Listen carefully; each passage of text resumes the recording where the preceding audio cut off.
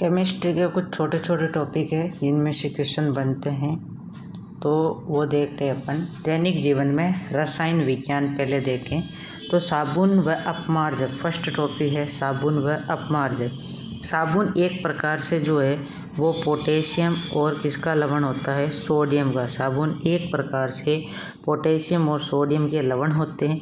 लंबी श्रृंखला वाले वसीय अम्लों के सोडियम व पोटेशियम लवण क्या कहलाते हैं, साबुन कहलाते हैं। लंबी श्रृंखला के वसीय अम्लों के सोडियम व पोटेशियम के लवण साबुन कहलाते हैं। वसीय अम्ल में कार्बन की संख्या जो है वो 12 से 18 होनी चाहिए। वसीय अम्ल में कार्बन की संख्या 12 से 18 होनी चाहिए। स्टीरिक अम्ल C17H35COH सब में कार्बोक्सिलिक ग्रुप है। कौन सा ग्रुप है, कार्बोक्सिलिक ग्रुप है। उसके बाद में स्टीरिक पामिटिक ओलिक एसिड में SP सपा, याद क्या रहोगे, सपा। तो सपा हो जाएगा तो खतरा P15 और A वापस 17, तो कार्बन 17 15 17। और इसमें कार्बन जो स्टीरिक में 35 31 और 33। तो सपा याद रखोगे। S से स्टीरिक एसिड, P से पामिटिक एसिड, A से ओलिक एसिड। तो C17H35COH, C15H31COOH और C13H33COH ये जो है वो वसीय अम्लों के सूत्र है। साबुन का सूत्र जो है उसमें क्या होगा, ये कार्बोक्सिलिक अम्लों के व्युत्पन्न होते हैं और किसके, सोडियम और पोटेशियम होते हैं। तो ये सोडियम साबुन होता है और ये पोटेशियम साबुन। एक नहाने में काम आता है और एक कपड़े धोने में काम आते हैं। तो RCON है, इसका उपयोग किया जाता है कपड़े धोने में। किसमें किया जाता है, कपड़े धोने में इसका उपयोग किया जाता है। और पोटेशियम साबुन का उपयोग नहाने में किया जाता है। वसीय अम्ल की क्रिया जब सोडियम हाइड्रोक्साइड के साथ करवाने पर क्या बनता है, RCONA बनता है, जिसे कठोर साबुन कहते हैं। और कठोर साबुन का उपयोग किया जाता है कपड़े धोने में किया जाता है। जब वसीय अम्ल की क्रिया पोटेशियम हाइड्रोक्साइड के साथ करवाते हैं तो उससे RCOOK बनता है, जिसे मृदु साबुन कहते हैं। और मृदु साबुन का उपयोग किया जाता है, नहाने में किया जाता है। तो सोडियम हाइड्रोक्साइड है। सोडियम हाइड्रोक्साइड का अन्य नाम होता है, सामान्य नाम होता है कास्टिक सोडा। कौन सा सोडा होता है, कास्टिक सोडा होता है। और इसका उपयोग जो है वो कपड़े धोने की साबुन में किया जाता है। कपड़े धोने की साबुन और अपमार्जक में देखा होगा, जो पानी में घोलने पर अपने हाथ जो है वो क्या लगते हैं, गरम गरम लगते हैं। तो सोडियम जो है वो पानी को क्या करता है, गर्म ही करता है, क्योंकि सोडियम पानी के साथ आग पकड़ लेता है। सोडियम को चाकू से काटा जा सकता है। सोडियम को केरोसिन में रखा जाता है। और चाकू से किन किन को काटा जाता है, लिथियम, सोडियम और पोटेशियम। सोडियम सबको याद हो गया, एग्जाम में आया था, लिथियम का पूछा था अभी अधीनस्थ बोर्ड ने। उसके बाद देखें, वसीय अम्ल की क्रिया जब सोडियम हाइड्रोक्साइड और पोटेशियम हाइड्रोक्साइड से होती है तो उसको कहा जाता है साबुनीकरण कहा जाता है। साबुन कठोर जल में जो है वो झाग नहीं देते हैं, क्योंकि कठोर जल में कौन कौन से तत्व पाए जाते हैं, कैल्शियम और मैग्नीशियम तत्व पाए जाते हैं। सोडियम और पोटेशियम को ये क्या कर देते हैं, प्रतिस्थापित कर देते हैं, जिसकी वजह से ये अपनी जगह ये जुड़ जाते हैं। कैल्शियम और मैग्नीशियम जो है वो सोडियम और पोटेशियम की जगह जुड़ जाते हैं। तो कैल्शियम और मैग्नीशियम के लवण बन जाते हैं। RCOONA था और RCOOH था। तो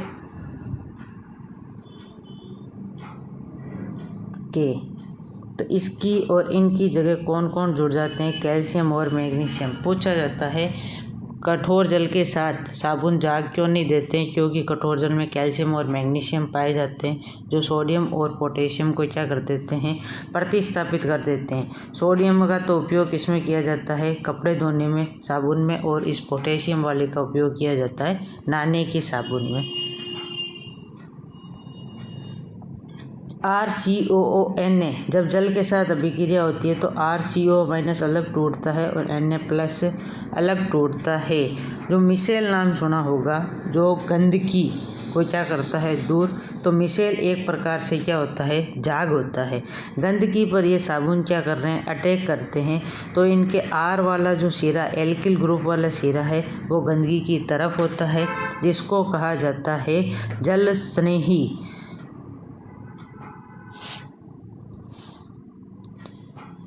और दो समूह होते हैं, एक तो एल्किल ग्रुप होता है, एक कार्बोक्सिलिक ग्रुप होता है, जिसमें आर जो है एल्किल समूह तो गंदगी पर होता है, जो क्या होता है, अध्रुवीय होता है। क्या होता है, अध्रुवीय जाग होते हैं, अध्रुवीय पूंछ के रूप में कार्य करता है। इसको कहा जाता है जलरागी या जलरोधी कहा जाता है। और कार्बोक्सिलिक ग्रुप जो है वो जल में रहता है, तो जल से स्नेह करेगा, वो जल में रहेगा। और कार्बोक्सिलिक ग्रुप में क्या होते हैं, लोन पेयर होते हैं, जिसके कारण इसको कहा जाता है ध्रुवीय भाग भी कहा जाता है। ये क्या करते हैं, गंदगी, तेल, चिकनाई, ये पूंछ में क्या होती है, घुलनशील होती है। किसमें, पूंछ में। और पूंछ कौन सी होती है, एल्किल ग्रुप। वसीय अम्लों में कौन सा क्रियात्मक समूह होता है, तो कार्बोक्सिलिक अम्ल जो होता है वो वसीय अम्लों का क्रियात्मक समूह होता है। पारदर्शी साबुन कौन किससे बनाते हैं, ग्लिसरीन और एथेनॉल का प्रयोग करके पारदर्शी साबुन बनाई जाती है। जो डाडी की जाती है उसमें जिस साबुन का उपयोग किया जाता है, तो जो फोम बनते हैं वो सोडियम रोजिनेट का प्रयोग करते हैं, जिससे जल्दी सूखने से रोकने के लिए इसमें ग्लिसरॉल का प्रयोग करते हैं। वैसे साबुन सूख जाती है, परंतु उसमें जो है वो सूखने से बचाने के लिए उसमें मिलाया जाता है ग्लिसरॉल। और ये साबुन कौन सी होती है, जो सोडियम रोजिनेट से बनती है। साबुन का जलीय विलयन कैसा होता है, क्षारीय होता है, क्योंकि NaOH सोडियम हाइड्रोक्साइड एक प्रकार से क्या है, क्षार है, तो इसका उपयोग किया जाता है क्षारीय रूप में। और ये सूती कपड़ों को क्या करते हैं, नुकसान पहुंचाते हैं। इसके बाद अपमार्जक आता है। अपमार्जक को कहा जाता है साबुन रहित साबुन कहा जाता है। ये लंबी श्रृंखला वाले एल्कोहल या हाइड्रोकार्बन के क्या होते हैं, सल्फोनेट होते हैं या अमोनियम व्युत्पन्न होते हैं। सल्फोनेट या क्या होते हैं, अमोनियम व्युत्पन्न होते हैं। तो पूछा जाता है साबुन रहित साबुन किसे कहा जाता है, तो अपमार्जक को कहा जाता है। ये लंबी श्रृंखला वाले एल्कोहल, हाइड्रोकार्बन के सल्फोनेट या अमोनियम व्युत्पन्न यौगिक होते हैं। RSO3Na, R होता है एल्किल ग्रुप, SO3 हो गया सल्फोनेट, Na हो गया यहाँ पर सोडियम। तो सोडियम एल्किल सल्फेट ये ग्रुप होता है। और RC6H5, ये C6H5 जो है C6H6 तो होता है बेंजीन, तो C6H5 एक हाइड्रोजन समूह हटकर ये RSO3Na जुड़ता है, जिसको कहा जाता है, ये हो गया सोडियम, ये हो गया एल्किल बेंजीन सल्फोनेट। ये कठोर और मृदु दोनों जल में क्या देते हैं, जाग देते हैं। इनका जलीय विलयन कैसा होता है, उदासीन होता है, इसीलिए ये कपड़ों को नुकसान नहीं पहुंचाते हैं। और ये 3 प्रकार के होते हैं, इनके एग्जाम्पल पूछे जाते हैं। ये 3 प्रकार के होते हैं, धनायनिक जिसको कैटाइन कहते हैं, धनायनिक, ऋणायनिक और क्या होते हैं, अनआयनिक अपमार्जक होते हैं। जो अमोनिया से शब्द जिनमें आता है वो क्या होते हैं, धनायनिक। पहचानने का तरीका है, ऐसे एग्जाम्पल बहुत सारे। तो जिसमें अमोनिया शब्द आ गया तो अमोनिया क्या हो गया, अधिक, और अधिक जो होते हैं प्लस वाले, तो प्लस ऐसे अधिक याद रखो, प्लस अधिक होता है तो प्लस किसको कहते हैं, पॉजिटिव को, और पॉजिटिव यानी धनायन कैटाइन। उसके बाद सल्फोनेट, सल्फोनेट पर क्या आता है, नेगेटिव चार्ज आता है। तो ये जो सल्फोनेट है, सल्फेट है, ये जो है वो क्या होते हैं, नेगेटिव चार्ज वाले, तो ये होते हैं ऋणायनिक। तो एनायनिक जो है वो अपमार्जक इसको कहा जाता है। एनायन अलग है और अनआयनिक अपमार्जक अलग है। अनआयनिक अपमार्जक में इसमें जो है वो दोनों, ये तीनों शब्द नहीं आते, अमोनिया भी नहीं आता, सल्फोनेट और सल्फेट शब्द नहीं आता। इनके अलावा जो भी आता है वो सब किस में आते हैं, अनआयनिक अपमार्जक में आते हैं। और इसका उपयोग किस में किया जाता है, नहाने की साबुन का हो गया पोटेशियम वाला, धोने की साबुन हो गया सोडियम वाला।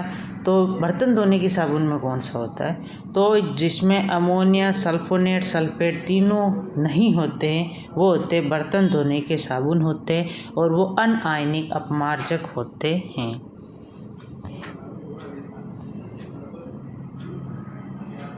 इसके बाद होता है ईंधन। ईंधन क्या करते हैं, जब भी किसी पदार्थ को जलाते हैं और उससे ऊष्मा प्रदान होती है तो उसको कहा जाता है ईंधन। ईंधन होते हैं ठोस, द्रव और gas, solid, liquid and gas. तो सॉलिड जो होते हैं इनको जलाने पर कार्बन मोनोऑक्साइड निकलती है, जिसको कच्चा धुआं कहा जाता है, वो निकलती है।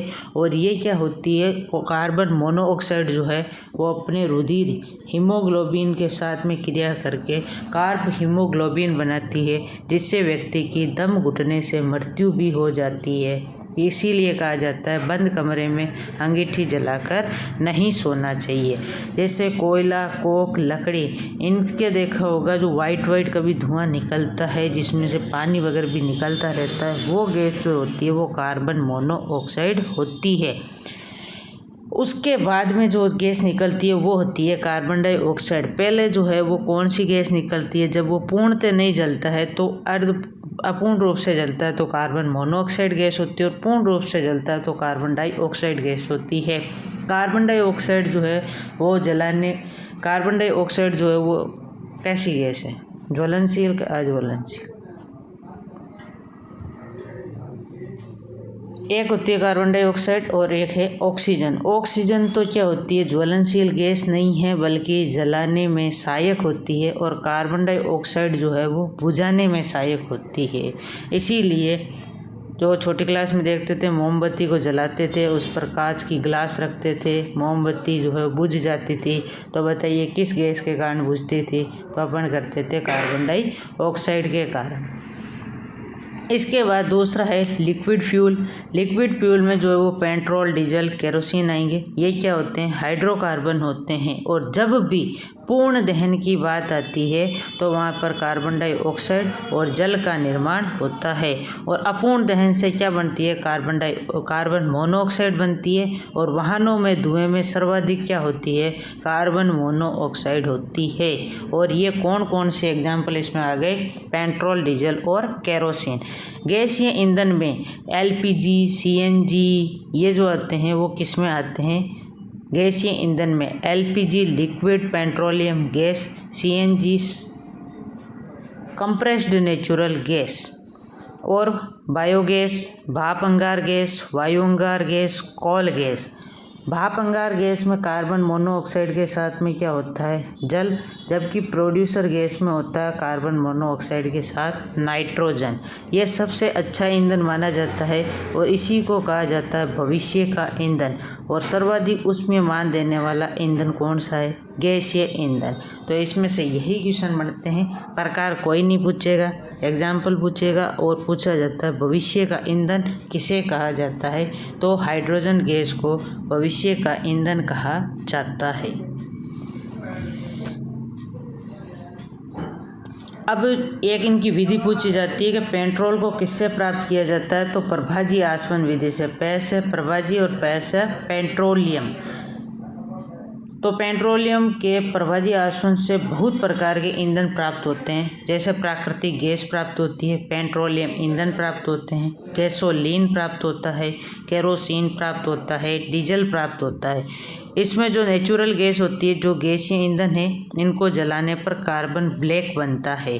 कपड़ों की जो ड्राई क्लीन की जाती है तो वो की जाती है पेट्रोलियम ईंधन से की जाती है। वाहनों में ईंधन के रूप में गैसोलीन या पेट्रोल का उपयोग किया जाता है। जैसे CNG, LPG गैस है तो इनका उपयोग किया जाता है।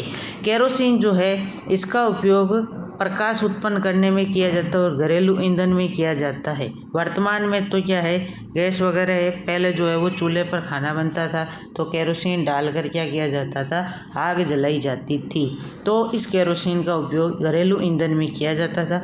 आजकल केरोसिन पर जो है वो बहुत मात्रा में बैन कर दी गई है। इसके बाद में है डीजल। डीजल का उपयोग किसमें किया जाता है, वाहनों में ईंधन के रूप में किया जाता है। स्नेहक तेल जिसको लुब्रिकेंट्स कहा जाता है, ये क्या करता है, घर्षण को कम करने का काम किया जाता है। इसका मशीन वगैरह जो जिसमें कल पुर्जे घिसते हैं, जो पंखा है, कुछ भी है जिसमें ग्रीस, तेल वगैरह इसका उपयोग किया जाता है, तो वो क्या होते हैं, लुब्रिकेंट्स होते हैं। वैसलीन जो है, वैसलीन ये लुब्रिकेंट्स में भी काम आता है और कहीं पे भी लगने पर भी इसका उपयोग किया जाता है, तो इसीलिए इसका उपयोग मेडिसिन में भी किया जाता है। एक आती है पैराफिन मोम। पैराफिन मोम का उपयोग किया जाता है पॉलिश, जो जूते पॉलिश करने में काम आते हैं तो वो पॉलिश, और जो मोमबत्ती बनती है उसमें पैराफिन मोम का उपयोग किया जाता है। पेट्रोलियम कोक का प्रयोग किया जाता है, कोलतार के रूप में इसका प्रयोग किया जाता है। तो नेचुरल गैस का उपयोग किसमें किया जाता है? गैसीय ईंधन में, जिसको कार्बन ब्लैक कहते हैं। पेट्रोलियम को किस विधि से अलग किया जाता है? पेट्रोलियम उत्पादों को तो प्रभाजी आसवन विधि से। पेट्रोलियम ईंधन का उपयोग किसमें किया जाता है? कपड़ों की शुष्क धुलाई में। गैसोलीन या पेट्रोल जो है उसका उपयोग किसमें किया जाता है? वाहनों में ईंधन के रूप में किया जाता है। और केरोसिन का उपयोग किया जाता है प्रकाश उत्पन्न करने में, घरेलू ईंधन में किया जाता है। डीजल जो है इसका उपयोग किसमें किया जाता है? वाहनों में ईंधन के रूप में। और जो ल्यूब्रिकेंट्स है उसका उपयोग किया जाता है घर्षण को कम करने के लिए, फ्रिक्शन को कम करने के लिए। वैसलीन जो है उसका उपयोग किसमें देखा था? मेडिसिन व स्नेहक के रूप में। पैराफिन मोम का उपयोग देखा था मोमबत्ती और पॉलिश बनाने में। इसके बाकी के अपन टॉपिक सीमेंट वगैरह, विस्फोटक पदार्थ, कांच वगैरह अगले वीडियो में देखेंगे। अभी जो टी एग्ज़ाम हुआ था उसमें विस्फोटक पदार्थ का पूछा था कि निम्न में से विस्फोटक पदार्थ कौन से हैं? तो यही एग्जाम्पल आए थे, TNG और TNP। मिलते हैं नेक्स्ट वीडियो में। जय हिंद, जय भारत।